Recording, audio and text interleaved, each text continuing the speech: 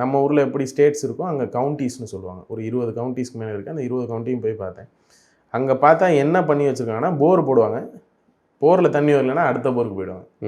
இதே தான் இங்கே பண்ணி வச்சுருக்கேன். நான் கேட்டேன், நீங்கள் எவ்வளோ நாளைக்கு தான் ஏன் போரில் தண்ணி எடுத்துகிட்டே இருப்பீங்க?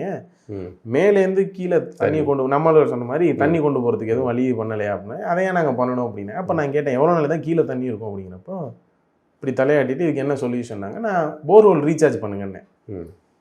அது என்னங்கிற மாதிரி தான் வாட்டர் கேட்குறேன், மினிஸ்ட்ரி ஆஃப் வாட்டர் கேட்குறாங்க. அப்புறம் நான் சொன்னேன், சின்ன ஒரு பிட்டு எடுத்துக்கிட்டு பெய்கிற மழை தண்ணி அதுக்கு டைவர்ட் பண்ணிவிடுங்க, ஃபில்டர் பண்ணி அனுப்பிவிடுங்க, போர் மூலயமா போய்க்கிருக்கோம், எப்போ தண்ணி வருதோ கிடைக்க ஆரம்பிச்சிடுங்க.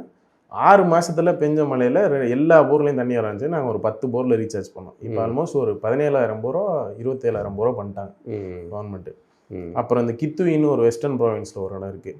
ஸோ அங்கே தான் நாங்கள் ரொம்ப வருஷம் கழித்து ஒரு ஏரியை சீரமைச்சு அங்கே மழை பெஞ்சு அங்கே தான் ஒரு குறுங்காடு, நம்மாழ்வார் குறுங்காடுன்னு பேர் வச்சேன். அன்னைக்கு கரெக்டாக அவர் பிறந்தநாள் ஆப்பிரிக்காவில் நம்மாழ்வார் இருக்கார். அவர் பிறந்தநாள் அன்னைக்கு அந்த குறுங்காடு பண்ணார். உங்களுக்கு நம்மாழ்வாருடைய அந்த பயணங்கள், அவருடைய வார்த்தைகள் எந்த அளவுக்கு பயமாக இருக்குது?